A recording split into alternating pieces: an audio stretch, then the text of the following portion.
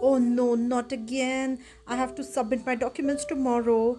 Ugh, and this printer stops working. What should I do now? Let me search for a solution over the internet. Let's see if that helps. Let's search for printer stop working. Search Chaseroid.com. Looks great. It provides me steps to perform along with a video that looks awesome.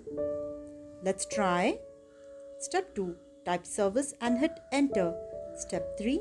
Search for the print spooler service and then right click on it and now click restart. Let's see if this works now.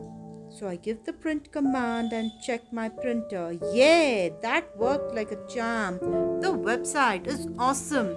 I'll bookmark it and subscribe to the YouTube channel.